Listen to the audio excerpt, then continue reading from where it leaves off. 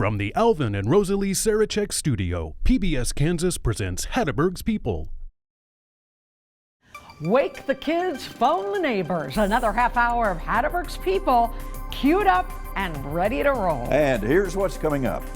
My first Sunday here, I told the folks, I said, now you know a lot of people are going to be watching us because this is a pretty historic step that we're taking. From a big city, not looking like anyone else, what happened when Cheryl Bell showed up to pastor at this rural Kansas church? Hang on to your hymnal. You're about to find out. Also, he's one of the few guys around that I like. Well, and we even get along. He's a K-State fan, and I'm a KU fan. Just when you think the old-fashioned personal touch is a thing of the past, you pull into Lowell Jost gas station. We'll take you by for a visit. Plus, I don't know. I expect I walked freaking there halfway across the United States, no doubt in my life. he had to walk because he had no car. But that kept Dandy Keppert close to home and close to the people who cared about him. We'll revisit this slice of Kansas life from 1977, and we'll have this. Across this open prairie rolls Kansas far and wide, surrounded now by wheat fields where cowboys used to ride. she was a talented singer-songwriter whose music brought joy to many. But by day, she worked as a physician's assistant. You'll hear why Phyllis Macy Mills is so fondly remembered in this story from 1985. Hello, I'm Susan Peters. And I'm Larry Hatteberg. Stick around for those stories and more on this edition of Hatteberg's People.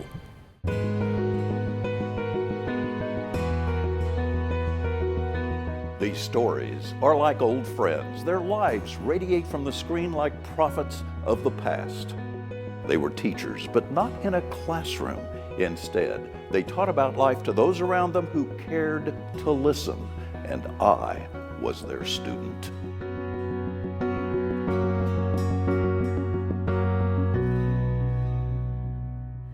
She left the fast pace and the grit of cosmopolitan urban life to work in a quiet, small Kansas town. Just the thought of that would be enough to send some big city folks into a tizzy. Yeah, but for Cheryl Bell, that was only part of the story. She also had to contend with perceived long-standing biases that for too long kept people like her out of places like this. Good morning. Good morning. This is the day that the Lord has made. Let us all rejoice and be glad in it. Come thou longest. At the Methodist Church in the small community of Pretty Prairie, where the water tower is the skyscraper, there is something special happening here. My first Sunday here, I told the folks, I said, now you know a lot of people are going to be watching us because this is a pretty historic step that we're taking. And people did watch. Pastor Cheryl Bell and her family are the only African Americans in the town. It's all about love, Larry. It's all about love. Several years ago, Pastor Bell was sent to this rural church to minister. Originally from Detroit with stops in Atlanta, Dallas, and Wichita. Oh, Charlie, get back in the house. Pretty Prairie was none of those, Come here, puppy. and yet was more. Oh, I love it. It's been wonderful. I remember when I first came here and someone stopped me and said, you must be the new pastor at the Methodist Church. And I said, I wonder how they knew that. Sunday after Sunday, she ministers to two churches, one in Murdoch and this one in Pretty Prairie.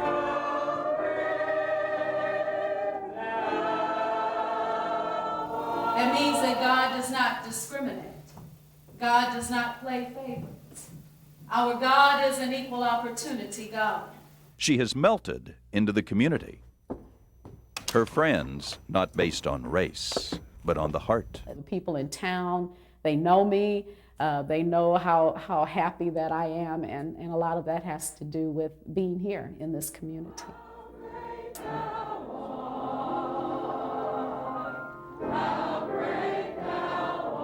In the congregation, the only other African Americans are her children. The rest is a sea of white. I don't see white faces. I see friends. I see church mothers and fathers. I see my sisters and brothers out there. I see my family. I see my church family there. Any form of discrimination is wrong.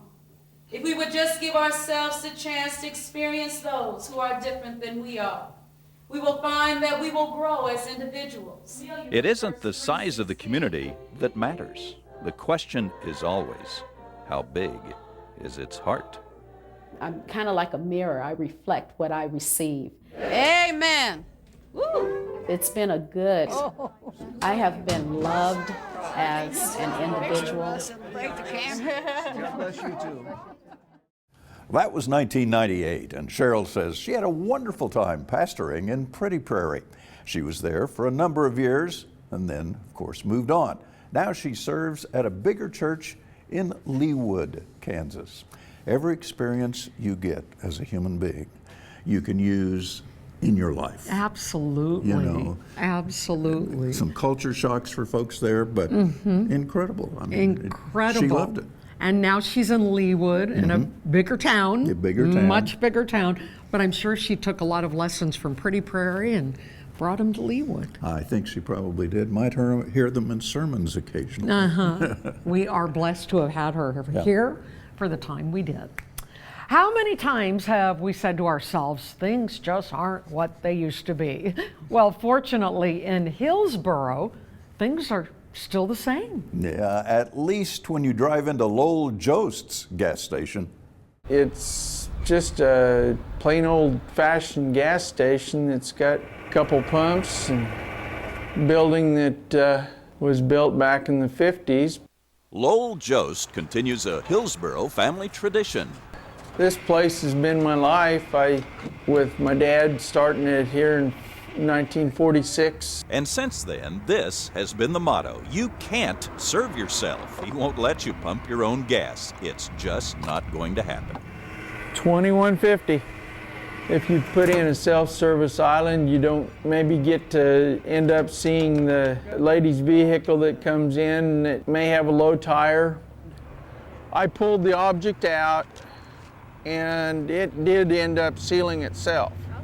Let me charge you about $5 for my time.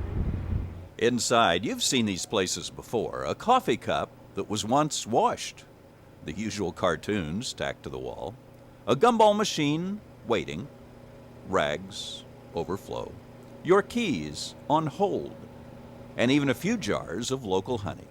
It's home to Lowell, and it is still one of those places where a teenager can come in and say, hey, charge it to Dad.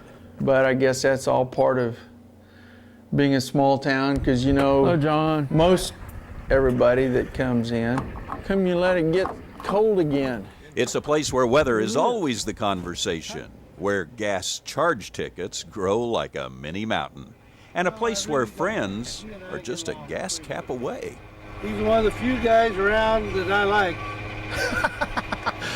Well, and we even get along. He's a K-State fan, and I'm a KU fan. We don't normally get in. Yeah, we still get along. Lowell only charges a couple of pennies more for full service. It's a small town station holding on to old-time ideals. You know, you kind of have that feeling that, you know, you're all part of family. When they come in here, they end up sharing things like that, and you're able to share things with them. Gotta go. Hello, Sam. So from his dad's station of the 40s to Lowell's station of another century, some things never get old. Service and small town caring. All right, thank you. So, over 20 years later, do you think Lowell is still in business? If you said yes, you're right. That gas station is still there, still looks pretty much the same, and Lowell is still taking care of his customers. You know, most of us can only dream of full service. Oh, you know? That is so cool, Lowell. We're so glad you're still there. It's absolutely amazing, you know, that these little things still occur in a small town. Okay, I think we should all get a move on to Hillsboro and patronize that gas station. Next time I'm there, I will. Don't you think? I think so. Thank you, Lowell. Every generation has its interesting characters, and in small towns, those people tend to really stand out. And if you spent much time in Rock, Kansas in the 1970s, you surely were acquainted with Paul Keppert. Dandy, as they called him, made a 3-mile trek to town for nearly every day to check things out and to chew the fat.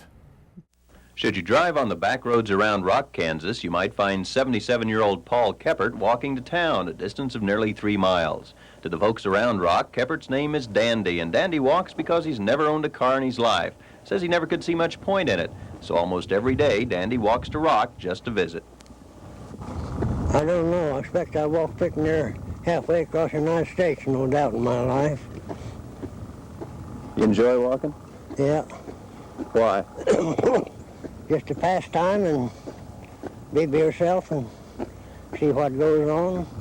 Dandy, though, did like to ride motorcycles and occasionally will ride a bike, but in his later years, walking has proved to be the most convenient and, in his case, healthful mode of transportation. Rock, Kansas is split by 77 Highway. It's a blink and you'll miss it town, and Dandy spends much of his time at the cafe. But because he lives alone, townspeople worry about him. Yeah, but I don't worry. I'd die sometime anyway, and if I could die just well out there by myself as I could anywhere. I have enough to keep me going, I have enough to live on and go where I please and come back when I please. Why worry about after you're dead? He's great. Everybody likes him, especially the little kids. All the little kids know Dandy and follow him around. He sits out here on this bench out here in front, and all the little kids come up there and sit with him. He's great. Everybody likes him. Do you agree with that, Dandy? I have to agree with it. I can't dispute her word. You better agree with it. He won't get no more coffee. Dandy has been quoted as saying that he stayed around Rock because he couldn't make enough money to get away. Well, that may be true, but it's also true that all of his friends are in this tiny community. Yeah, they're very nice people. Here comes a fellow here now to come in here. Hello, Dandy. If life is to be measured in material objects, Dandy wouldn't fare too well. But measured in friends, Dandy may be the richest man in Rock, Kansas. This is Larry Hatteberg. Okay, how cool is Dandy? He was very cool. Imagine walking round trip 6 miles a day into town, and he loved it. He loved the walk. He loved everything about it. Now, that was back in 1977. Unbelievable. You know, and he was just one of those interesting guys that you meet in a small town. Can you imagine how many people he blessed in that town all those years, from walking in, chewing the fat, just talking and socializing, sharing some love, and then walking back? I wish we could hear the conversations that he had with people. It'd be so interesting. Well, if you're like me and you do a lot of online shopping, you know that those boxes, they really pile up. A lot of times they just end up getting thrown away. Yeah, but Jesse Montez saw the potential in those boxes that so many of us simply discard. And he discovered a talent for transforming them into beautiful artwork.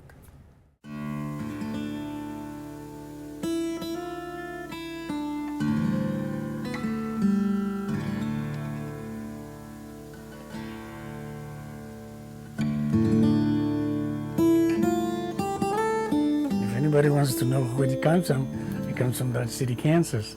Look closely at this artwork. I mean real close. It's cardboard from old pizza and packing boxes. It's recycled art. In his tiny home workshop in Dodge City, this former laborer and custodian creates art few have ever seen. Well, sometimes it starts in your head, and then you put it down on paper. It looks terrible in there. But by the time you do it on cardboard... By the time he translates it from paper to cardboard, the results are spectacular. It's time-consuming, difficult, perhaps because it takes a lot of time. And time he has. In his world of cardboard strips, the cluttered workspace contrasts with the ease at which this man moves through life. But this is really time-consuming. It's for a person that worries about tomorrow. What am I going to do tomorrow? I don't. I don't worry about what I'm going to do tomorrow. From humble beginnings in Mexico, Jesse creates art that celebrates life. But he's reluctant to call himself an artist. I could never deserve the title of an artist. What I know, I didn't learn. I discovered it. It was there. But I have to cut it pretty close, otherwise it'll show. Put a little dot here, a little more here. In detail requiring infinite patience, Jesse's work requires mind-numbing concentration. And it is for that reason he started this art 10 years ago. 2 of his children were in Desert Storm, so he wouldn't worry about them. He began his art. I create my own picture and I make my own pieces, and then when I glue them together, sometimes something good comes out. In his hands, recycled cardboard begins a whole new life, yet Jesse Montez refuses to see himself as an artist. People got interested in my work, and I'm forever grateful to them. I am what I am, and I'm contented.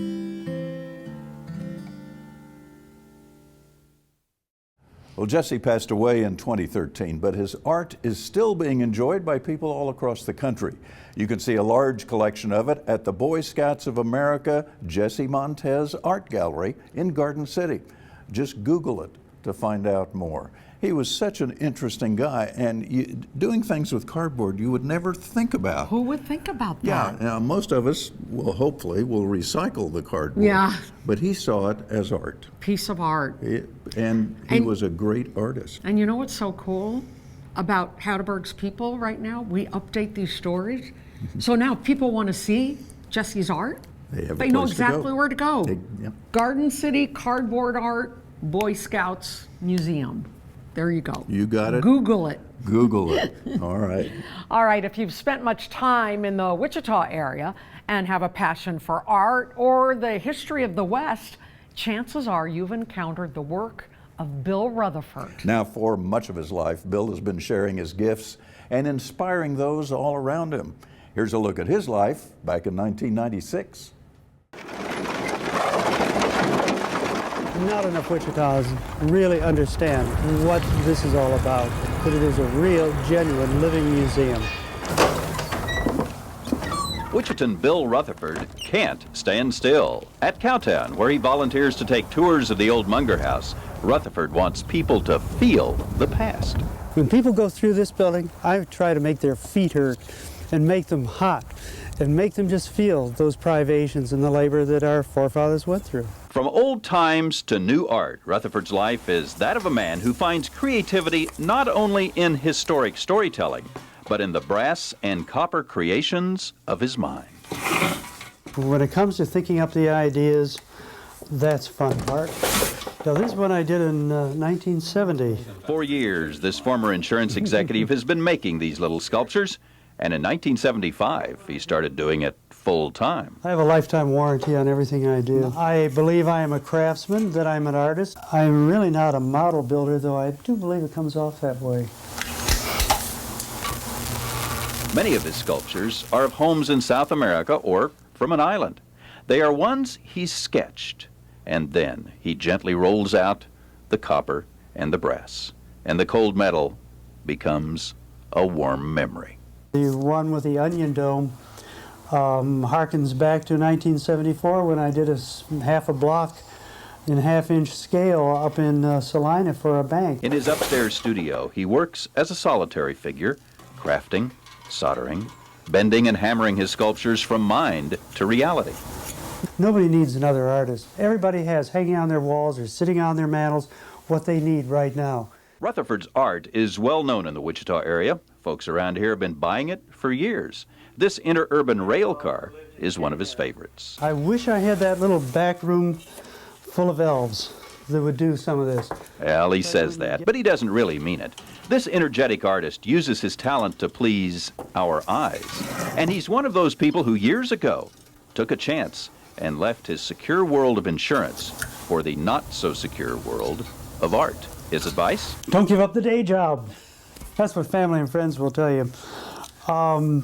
Be ready to have the momentum to go, and the willingness and the patience. Bill Rutherford goes and goes, whether it's here in his little home workshop or in history's little house in Cowtown. Bill Rutherford always makes a little history of his own. It helps to enjoy what you're doing and want to do it. Now, Bill retired 6 years ago at age 93. He says he's now blind, but he adds he's still enjoying life. You know, that happens to a lot of people, but people find a way to work around it. They do. To get through their life, to make the most of their life, and to enjoy their life. And he's still enjoying life. Yeah, and he teaches, people like him teach the rest of us what to do. How to deal with challenges and cope, and we all have challenges in life. Yeah. And I like that Bill's still around, and we just made him another legend. That's right. Right? Hopefully he gets to hear this.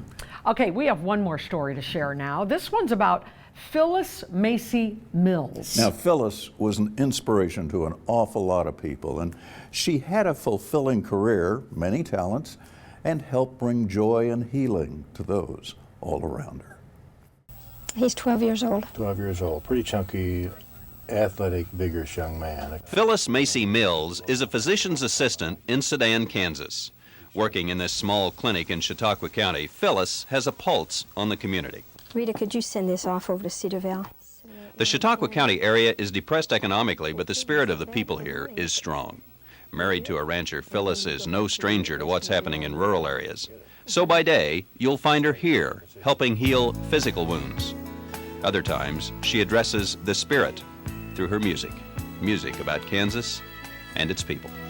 Across this open prairie rolls Kansas far and wide, surrounded now by wheat fields where cowboys used to ride, and many a cattle trail would lead down these still wide open plains. But now the blue sky up above is filled with shining plains, and the air's so clear on a given day you can see for many a mile. And coming home to Kansas is like the warmth of your best friend's smile. Sunflowers make up the yellow brick road that leads to the pot of gold, bringing us home to the land of Oz in the stories we've been told. Time has changed the scenery some, and progress is all around, 'cause it hasn't lost that western touch like neighbors in your own hometown. And the air's so clear on a given day you can see for many a mile. And coming home to Kansas is like the warmth of your best friend's smile. And coming home to Kansas is like the warmth of your best friend's smile, like the warmth of your best friend's smile.